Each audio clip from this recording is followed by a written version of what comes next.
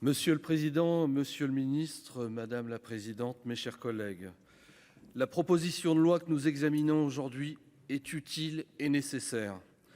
En effet, elle entend donner une définition et un cadre stratégique, légal et budgétaire à l'agrivoltaïsme, au moment même où se développe cette filière et où les acteurs sont en attente de clarification. Ce texte se compose, après son passage en commission, d'une dizaine de dispositions visant à encourager les projets alliant véritablement production agricole principale et production électrique secondaire, tout en prévenant le risque de conflit d'usage et d'essor incontrôlé de projets alibis. Pour ce faire, la proposition de loi telle qu'adoptée à l'unanimité de notre commission emporte les évolutions suivantes. Elle ajoute un objectif de développement des installations agrivoltaïques en gardant la priorité à la production alimentaire et en veillant à l'absence d'effets négatifs sur le foncier et sur les prix agricoles. Elle définit les installations agrivoltaïques comme des installations solaires permettant de maintenir ou de développer l'activité agricole. Ces installations doivent être garanties d'une production agricole principale et d'un revenu durable en étant issu. Elles doivent en outre poursuivre directement un service sans porter atteinte aux autres parmi les services suivants: l'amélioration du potentiel agronomique, l'adaptation au changement climatique, la protection contre les aléas, l'amélioration du bien-être animal. La PPL applique aux installations agrivoltaïques une obligation d'achat et une procédure de mise en concurrence spécifique. Elle permet aux parcelles agricoles présentant de telles installations de bénéficier des aides de la politique agricole commune. Enfin, elle clarifie la procédure d'autorisation d'urbanisme prévue pour les installations agrivoltaïques en prévoyant de surcroît un avis systématique de la CDPENAF. Un autre garde-fou étant la constitution de garanties financières pour assurer le démantèlement et la remise en état des sites, assurant ainsi la réversibilité des sites. Notre commission a veillé à enrichir ce texte en le complémentant par une dizaine d'amendements pour préserver les intérêts agricoles et les compétences locales. Ainsi, la définition a été clarifiée pour tenir compte des travaux consensuels de l'ADEME. L'obligation d'achat et la procédure de mise en concurrence, quant à elle, a été mieux articulée avec le droit européen. J'ai également proposé, dans un souci de territorialisation, que l'agrivoltaïsme soit inscrit dans la planification nationale et locale, que les acteurs agricoles soient consultés sur son application réglementaire et que les maires et les présidents d'intercommunalités soient informés au préalable de l'ensemble des projets.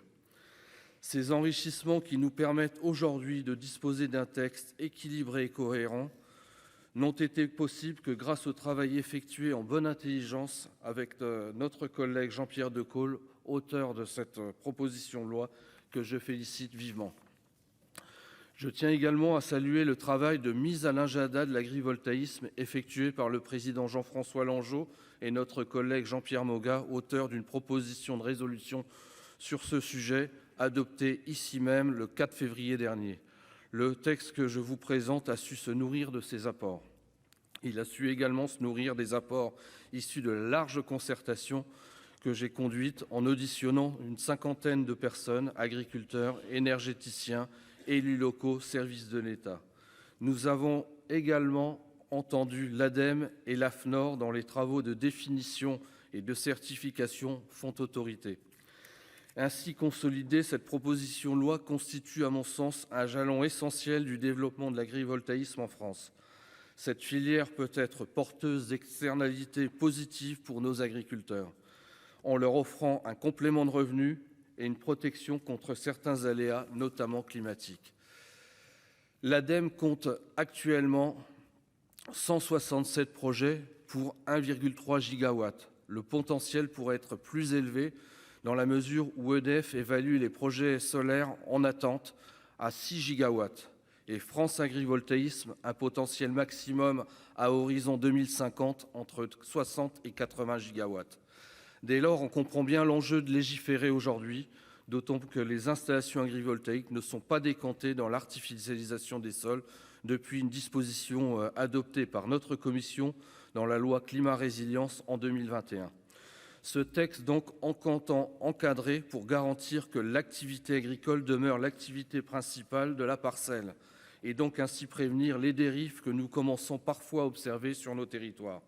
Mais il entend aussi simplifier et encourager le développement pour les projets porteurs d'une réelle plus-value, et ils sont nombreux. Enfin, il vise assurément à répondre au double objectif de la souveraineté alimentaire et de la souveraineté énergétique. Ce travail effectué au sein de notre commission s'inscrit ainsi dans la droite ligne des travaux antérieurs de simplification des normes en matière d'énergie renouvelable. Ainsi, depuis 2020, ce sont pas moins de 30 solutions de simplification qui ont été adoptées par notre commission, 10 portant sur l'hydroélectricité, 3 sur l'hydrogène, 2 sur l'éolien en mer et 7 sur le biogaz et 8 enfin sur l'agrovoltaïsme. Cette proposition de loi est l'occasion pour notre commission et le Sénat de poursuivre ce mouvement de simplification, mais aussi de territorialisation pour développer les énergies renouvelables au plus proche des territoires. Alors que le président de la République a annoncé son souhait de promouvoir l'agrivoltaïsme dans son discours de Saint-Nazaire le 22 septembre dernier, le projet de loi relatif à l'accélération de la production des énergies renouvelables présenté en Conseil des ministres le 26 septembre suivant est muet sur ce point. Je souhaite que le Sénat comble cet angle mort. C'est pourquoi je vous invite, mes chers collègues, à adopter largement cette proposition de loi. Nous avons ici une opportunité unique de légiférer en amont sur un domaine d'avenir, répondant à la fois aux besoins de soutien et de régulation. J'invite également le gouvernement, s'il souhaite véritablement co-construire les projets de loi avec le Parlement, à accueillir les travaux de notre Chambre sur ce sujet pour enrichir ce texte. Les amendements donc seront bien entendu déposés. Des amendements sont bien évidemment déposés en ce sens, en temps voulu. Je vous remercie. Merci, monsieur le rapporteur. La parole est à monsieur